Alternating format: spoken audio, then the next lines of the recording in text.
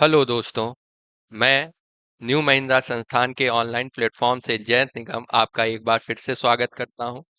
जिस तरह पिछली वीडियो में आपने देखा होगा कि एक क्रोनोलॉजी के तहत हमने देखा था कि किन किन सब्जेक्ट्स को किस किस क्रोनोलॉजी के माध्यम से कैसे पढ़ना है और कैसे उसे महत्वपूर्ण बनाना है।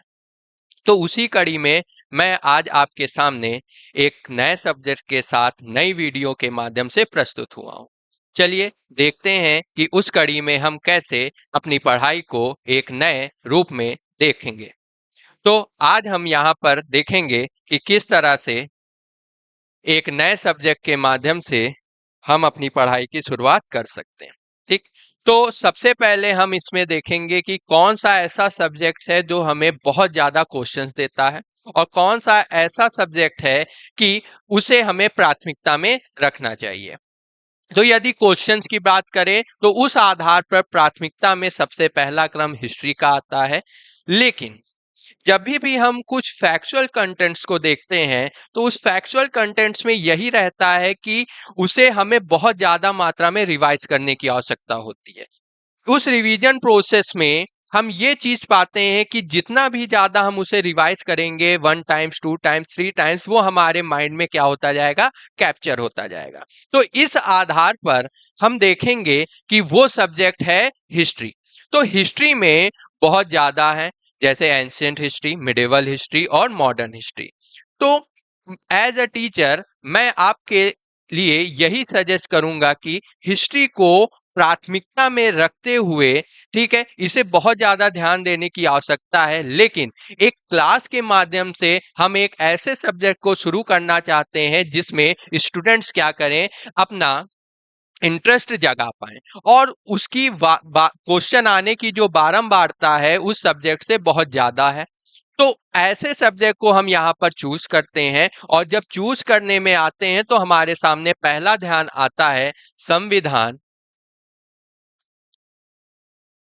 एवं राज व्यवस्था का।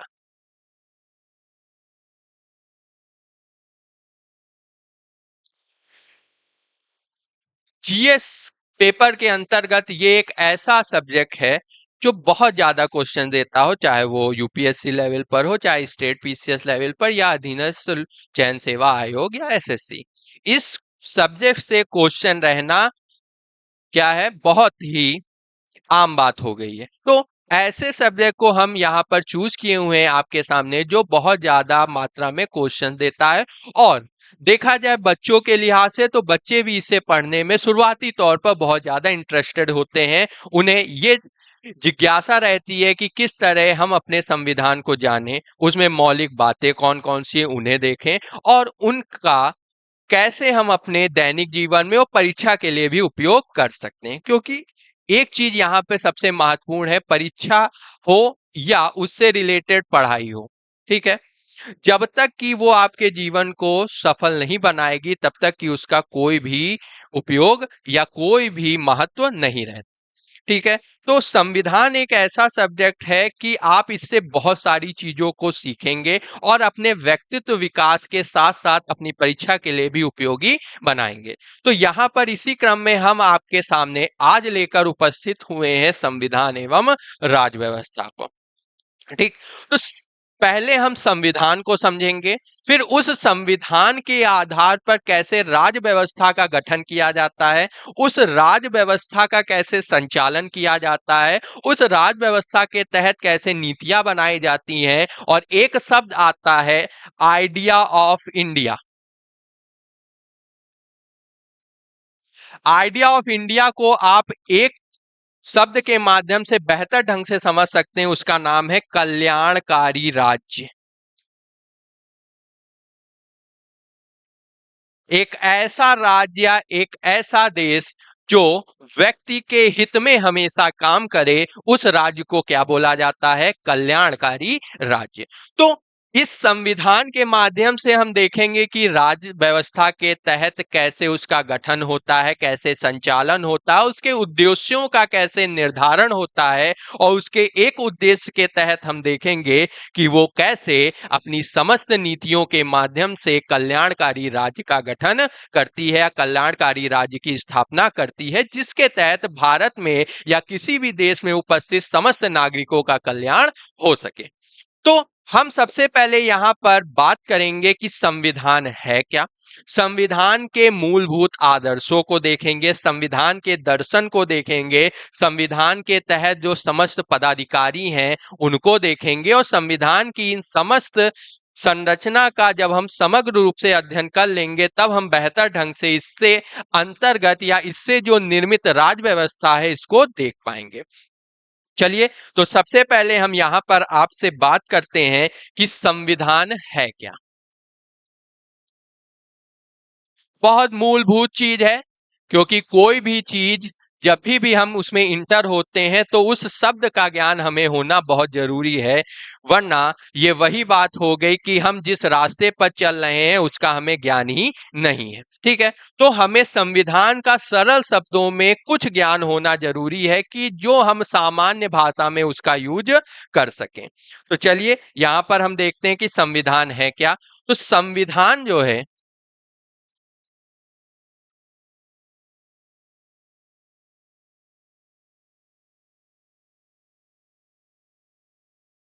एक नियमों का समुच्चय है।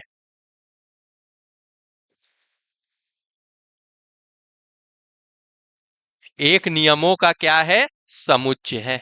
अब देखिए संविधान आपको बताएगा क्या। ठीक, संविधान आपको बताएगा कि कैसे नियम बनते हैं।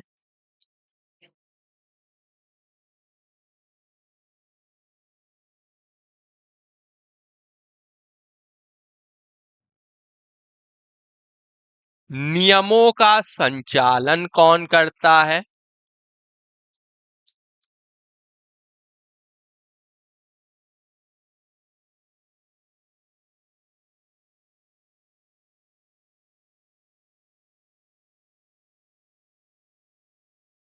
नियमों का उद्देश्य क्या होता है।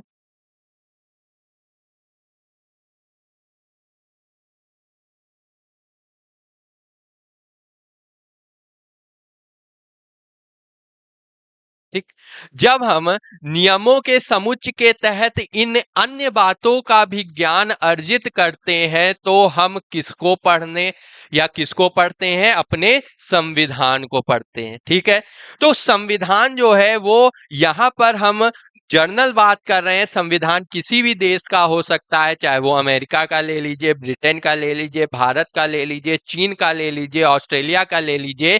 सभी का मूलभूत यही आधार है कि संविधान है क्या, एक्चुअल में एक नियमों का समुच्चय है जिससे जिससे शासन प्रणाली का संचालन होता है, जिससे शासन प्रणाली का संचालन होता है। ठीक, अब यहां पर संविधान आपको बता दिया क्या है। संविधान है नियमों का समुच्चय। जब हम इसमें बहुत सारी चीजें अन्य देखते हैं तो वो हमें क्या मिलती हैं, नियम कैसे बनते हैं, नियमों का संचालन कौन करता है, नियमों का उद्देश्य क्या होता है। इन सभी चीज का जब हम समग्र अध्ययन करते हैं और साथ साथ नियमों के समुच्चय के साथ साथ हम देखते हैं कि इससे शासन प्रणाली का संचालन कैसे होता है, तो इसका समग्र अध्ययन हम लोग किसके अंतर्गत करते हैं, संविधान के अंतर्गत करते हैं। तो संविधान यहाँ पर एक्चुअल में है क्या, संविधान नियमों का समुच्चय है जिससे शासन प्रणाली का क्या होता है, संचालन होता है। तो शासन प्रणाली के संचालन के तहत हमारे लिए एक पवित्र पुस्तक या हॉली बुक कौन सी है, संविधान है, जो एक किसी भी देश की, चाहे वो राजतंत्रात्मक देश हो, लोकतंत्रात्मक देश हो, सभी देशों की एक विशेषता के रूप में क्या आता है, संविधान आता है। सभी देशों की एक विशेषता के रूप में यहाँ पर क्या आता है, संविधान आता है। तो इतनी बात बहुत सरल शब्दों में आप समझ गए होंगे कि संविधान है क्या। संविधान नियमों का एक समुच्चय है जिससे शासन प्रणाली का क्या होता है, संचालन होता है। अब कुछ चीजें, कुछ फैक्चुअल पॉइंट्स, ये तो आपकी समझ के लिए था, लेकिन इससे रिलेटेड जो परीक्षा में आपसे पूछे गए सवाल हैं उनको भी हम साथ साथ देखते हैं कि संविधान से रिलेटेड परीक्षा में क्या आया हुआ है इस छोटे से टॉपिक से।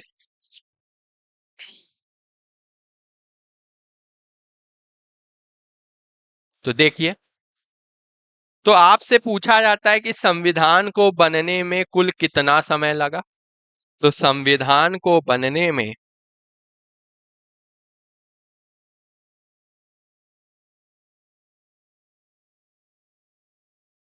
2 वर्ष 11 माह 18 दिन का समय लगा। कितने दिन का समय लगा? 2 वर्ष 11 माह 18 दिन का समय लगा।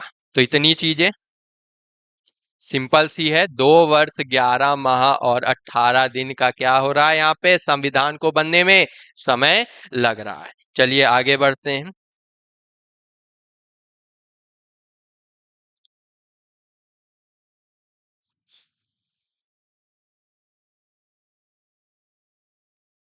अब आपसे एक क्वेश्चन और पूछा गया है कि हमारा संविधान कब अंगीकृत, अधिनियमित एवं आत्मार्पित किया गया।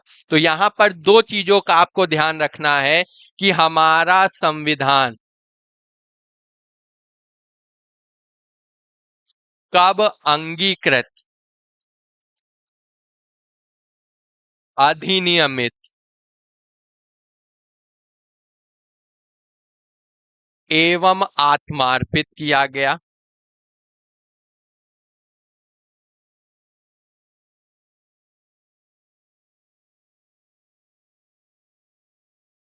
अब यहाँ पर ये चीज, अब बहुत लोग सोच रहे होंगे ये क्या बता दिया। तो इसको हम अगर सरल शब्दों में आपसे कहें कि इसका मतलब है क्या, तो आपसे ये पूछना चाह रहा है कि हमारा संविधान बनकर कब तैयार हुआ। तो हमारा जो संविधान है, इसी को और करके भी इसकी सरल लैंग्वेज में देख सकते हैं। और में तो सरल लैंग्वेज में देखिए क्या है, संविधान कब बनकर तैयार हुआ।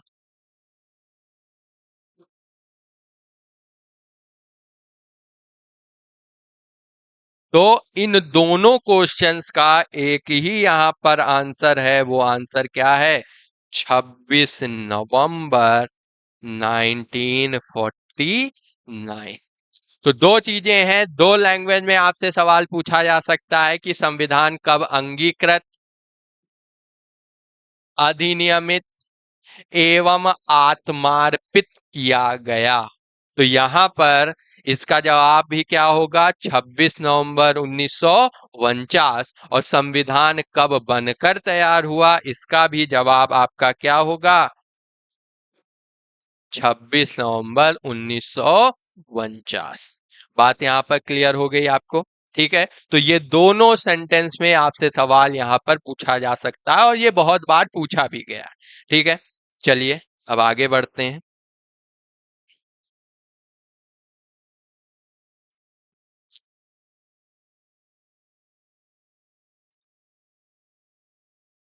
अब यहाँ पर हम देखते हैं कि भारतीय संविधान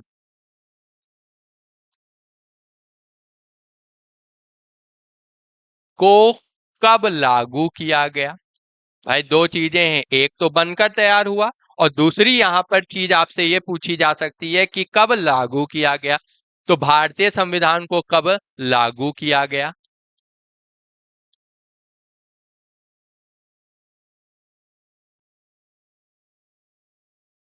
तो यहां पर भारतीय संविधान को कब लागू किया गया? तो 26 जनवरी 1950। तो यहां पर ध्यान दीजिएगा, दो चीजें हैं फिर से।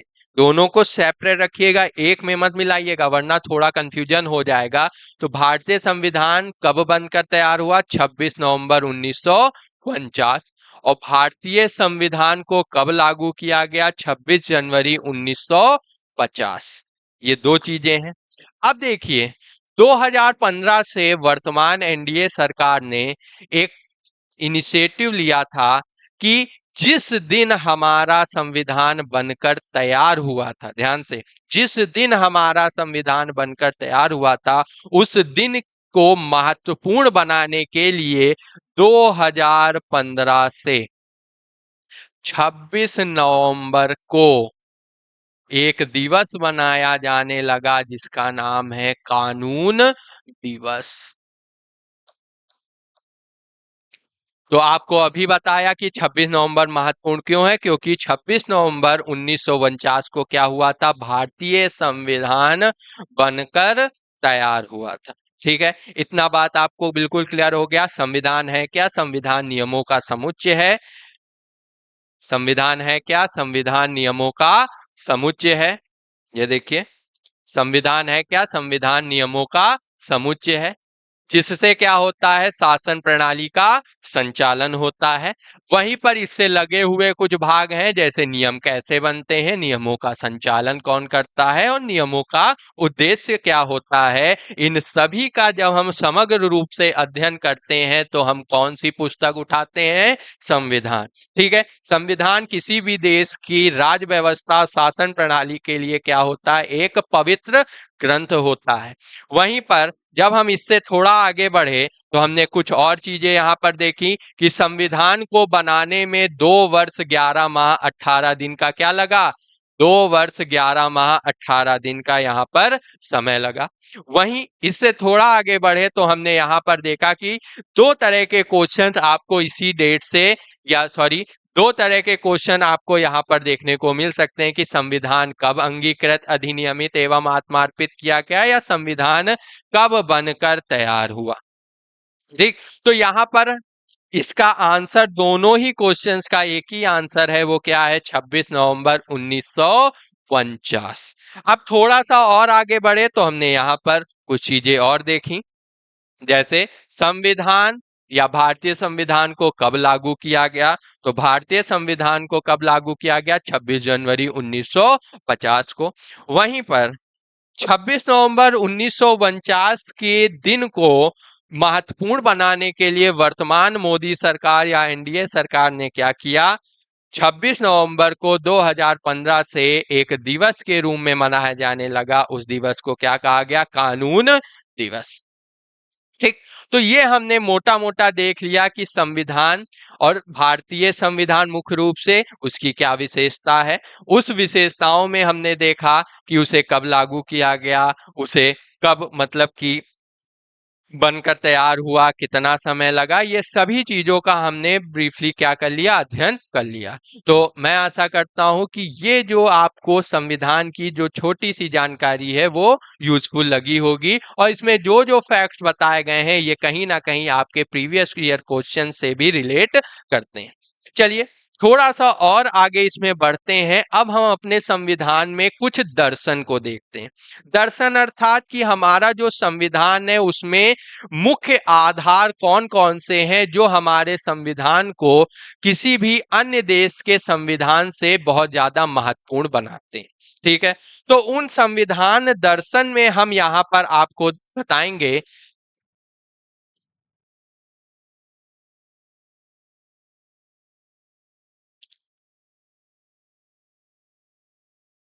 तो यहाँ पर देखेंगे भारतीय संविधान का दर्शन।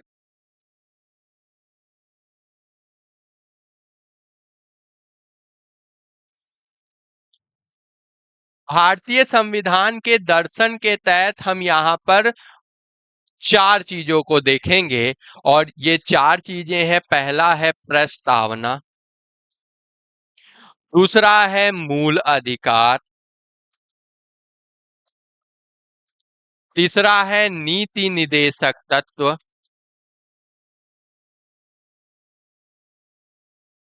और चौथा है मूल कर्तव्य। तो ये कुछ चीजें हैं जो इम्पोर्टेंट हैं और यही हमारे भारतीय संविधान का क्या है, दर्शन है। जैसे प्रस्तावना, इंग्लिश में बोले तो प्रियम्बल, मूल अधिकार को फंडामेंटल राइट्स,